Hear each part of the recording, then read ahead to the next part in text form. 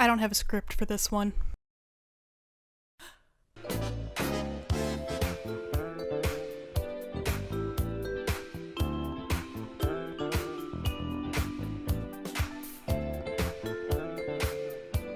And all I've got to offer is sensitivity, intelligence, and charm.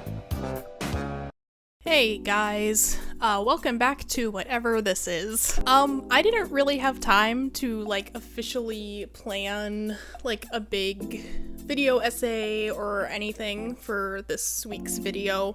So this is gonna be pretty relaxed fit. Like I said in the stinger at the beginning, I don't even have a script for this. Basically what this is gonna be is me listing things I have read and watched recently, and giving my recommendations. These aren't necessarily new things that have come out, they're just things that I have recently been exposed to or actually engaged with.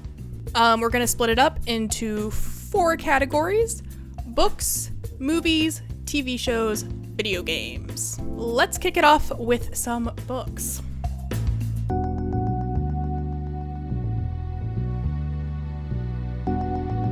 Let's start with Ramina by Junji Ito. Ramina is a horror manga. If you're familiar with Junji Ito, you kind of know his style of these big panels that kind of come out of nowhere with very, very spooky imagery.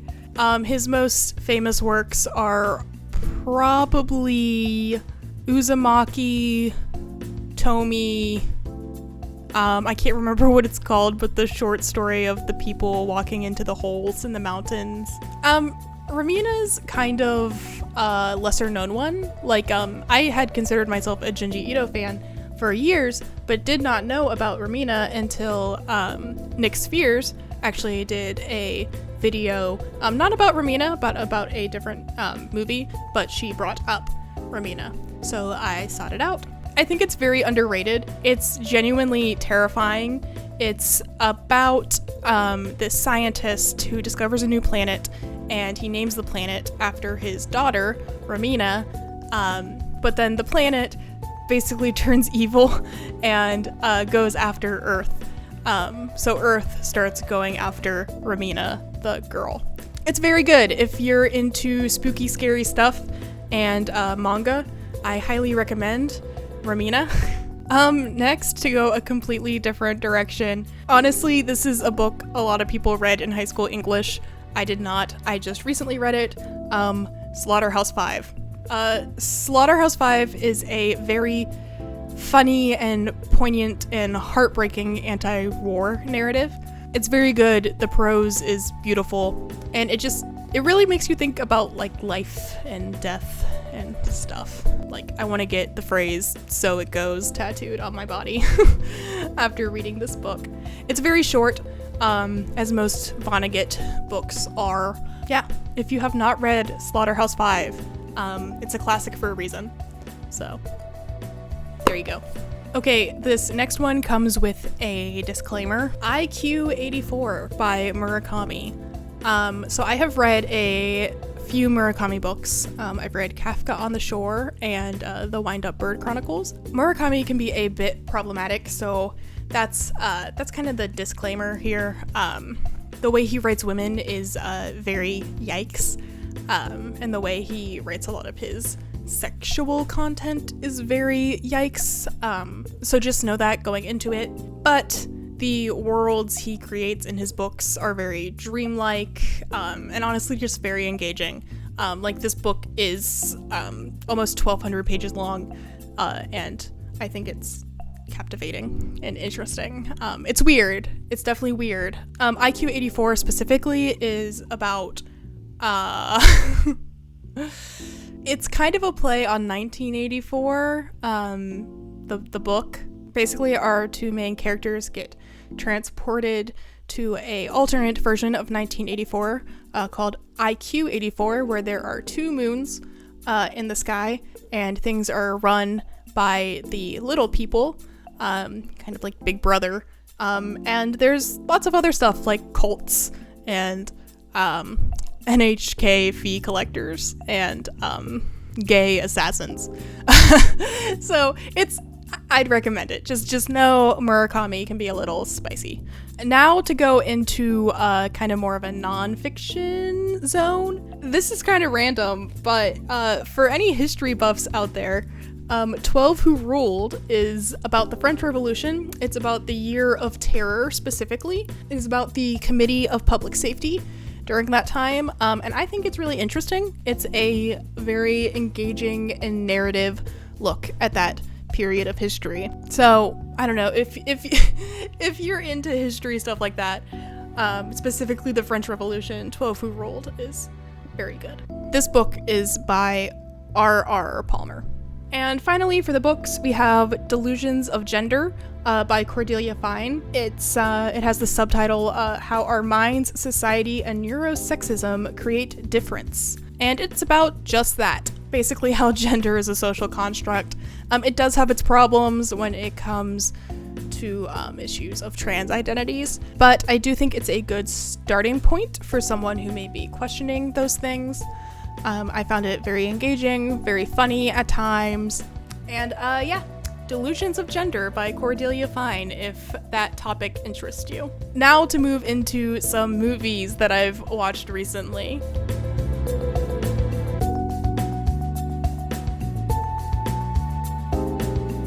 First off, Saint Maud.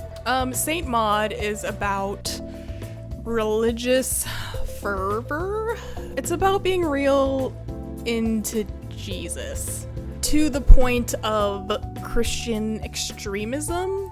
The plot follows Maud, who is a home care nurse. She deals primarily with hospice patients, and a dying retired dancer named Amanda is put in her care. But Maud discovers that Amanda is an atheist and basically decides that God's plan for her is to save Amanda's soul. And it gets very intense. The last literal split second of this movie is insane. They just put it on Hulu. Highly recommend it. Go watch Saint Maud. But only if you like spooky, scary things. It's very intense, very spooky, scary. Dear God, your presence graces the air, and soon everyone will see. The next one is definitely a bit goofier, and it's a documentary. Class Action Park is a documentary about Action Park, which is this infamous water park in New Jersey that was very unsafe. There were no rules, and it was crazy. It does get a bit serious because people did, get hurt and die at Action Park. Overall, it's a pretty good watch. If you're into like theme park history, like I am, it's really fun. And it's crazy. It's crazy to see how this theme park was run, basically by teenagers. And it's insane. So I highly recommend Class Action Park if you're into insane stuff and theme park history and why we need rules and regulations, basically. There's nothing in the world like Action Park. Baby, let me take you where the action is hot. Action Park. This one's kind of random and kind of niche, but if you're familiar with Osomatsu-San, the anime series, I actually recently watched the Osomatsu-San movie, and it's very fun. But yeah, it's the boys go basically back in time and meet their high school selves. But yeah, basically if you've seen Osomatsu-San, you'll enjoy the movie is all I'm gonna say about that one. ほらあそこ誰あれって市松じゃない俺そうなんだ市へえいやそうなんだ誰だあれみんなあの人のこと知ってる知らないあんな普通に爽やかな好青年はうちの家にはおりませんおいおいおい思い出の世界の中で死のうとするな And finally, for the movies, this should come as a surprise to no one. We have Inside by Bo Burnham. This is a comedy special that will ruin your day. I literally almost texted my therapist after I watched this because It was written, filmed, edited entirely by Bo Burnham during quarantine. It deals with some very heavy topics, so definitely make sure you're in the right headspace before you go into it. I know it's a comedy special, but make sure you're in the right headspace before going into it. I've been a fan of Bo Burnham's since Words back in 2010. And it's really cool to see how he's grown as an artist. Yeah, it's on Netflix. If you have not seen Inside, What Are You Doing? It's amazing. It is an incredible piece of art. Do it.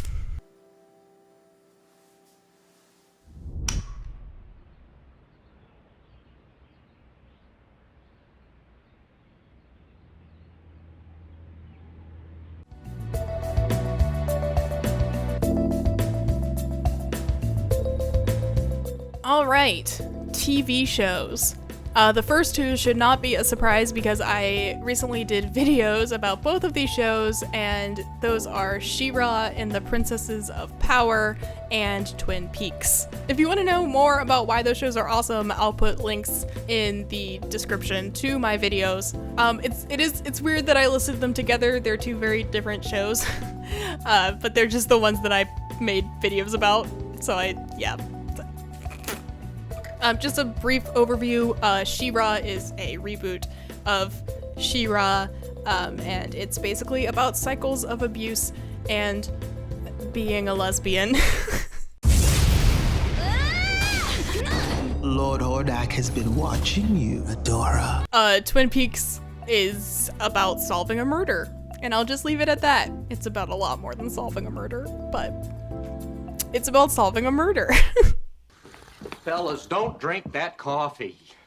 You'd never guess. There was a fish in the percolator. To kind of piggyback off of She-Ra, again, in kind of the Western animation world of things, I recently started watching Infinity Train, which is about a train that teaches you life lessons. It is an anthology, so every season follows a different main character on the train. The episodes are only about 11 minutes. It's a very quick watch, and it really kind of reminds me of Over the Garden Wall in kind of a weird way. I guess maybe it's because they're both Cartoon Network and both, I don't know, kind of cryptic. The first season follows Tulip, who is wrestling with her parents' recent divorce. It's very good. It's good. Watch Infinity Train. I think they just canceled it. Or maybe they're going to cancel it. People are like doing a hashtag save Infinity Train right now. I don't know. Comment below. What's going on with Infinity Train? I know it moved exclusively to HBO Max. I don't know. Let me know.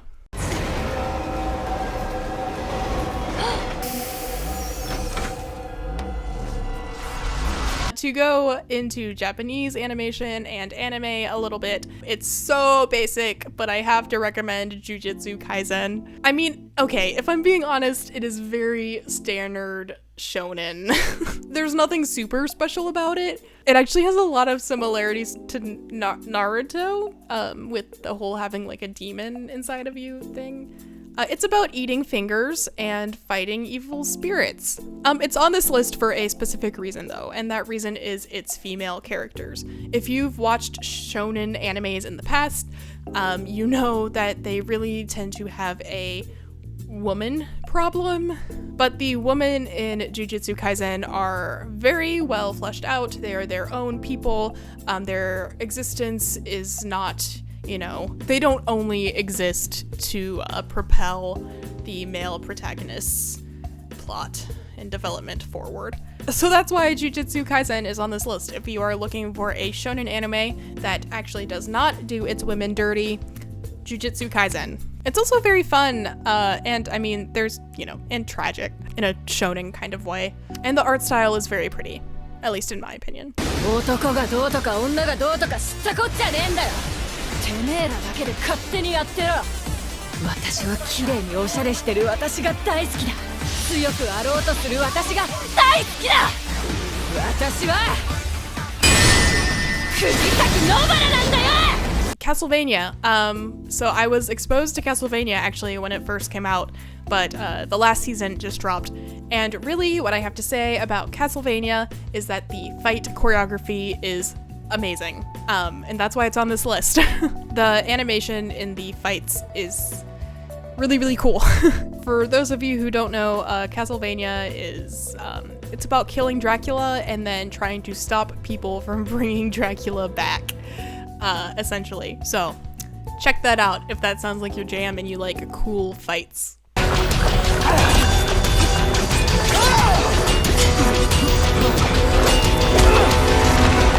And finally, for TV shows, if there are any true crime fans out there, yes, I know true crime is a little bit morally gray, I have to recommend I'll Be Gone in the Dark on HBO Max. It is a documentary series based on the book of the same name written by Michelle McNamara. And the interesting thing about this documentary series is that Michelle McNamara actually passed away before she finished the book.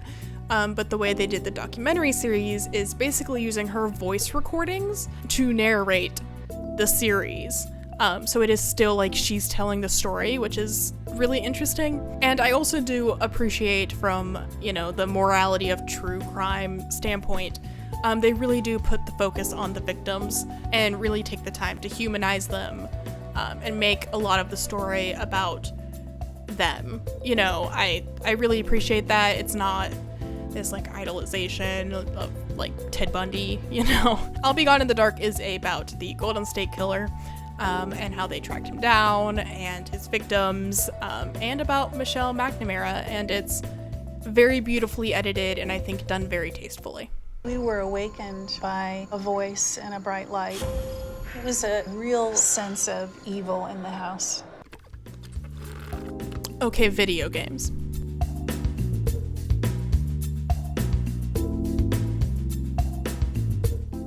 I don't have much for video games right now. I'm always gonna recommend Final Fantasy XIV, which I've been playing for a couple years now. If you like RPG MMOs, I think it's the best one out there right now. I probably sound like a broken record to any of you guys who actually like know me IRL, because I'm always trying to convince people to play Final Fantasy XIV, but I highly recommend it. The second game I'm gonna recommend is very basic.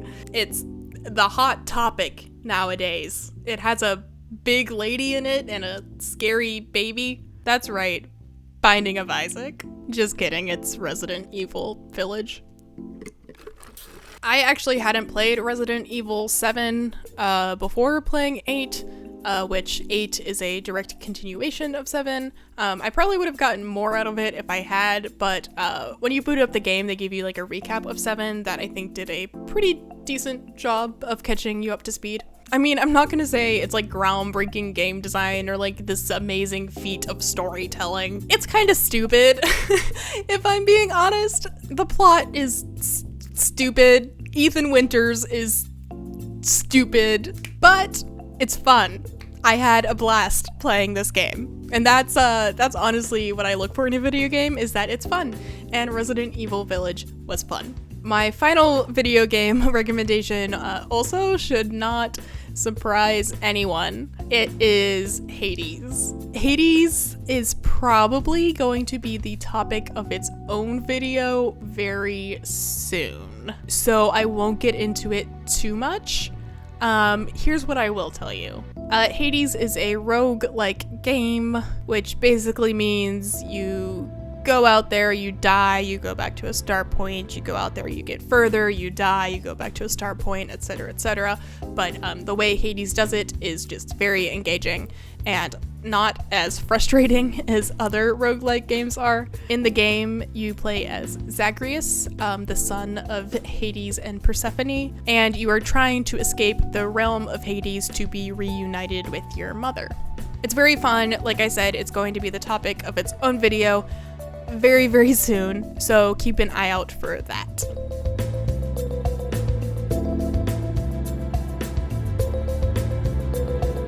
And those are my recommendations. Like I said, this is definitely going to be a shorter video, a more laid back video. There's not like a big thesis here. I'm just listing out things that I've engaged with recently and enjoyed. My next video will be back with the like costumed essays, cool fun stuff. But yes, I have been very busy these last couple of weeks and have been out of town and had guests and stuff, so I figured I'd take it easy this week, and I hope you liked it and will maybe check out some of the things I talked about if you haven't.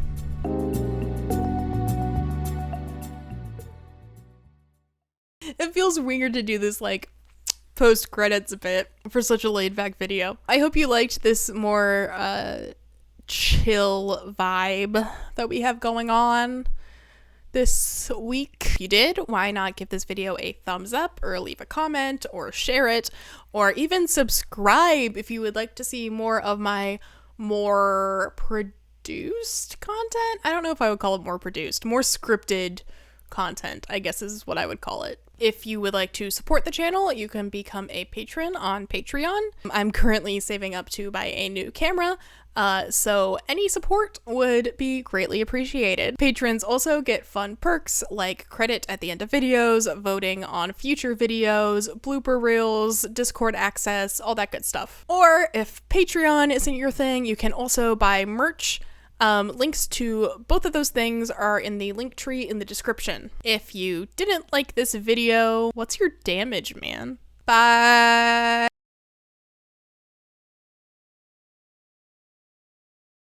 Basically, what this is gonna be is, me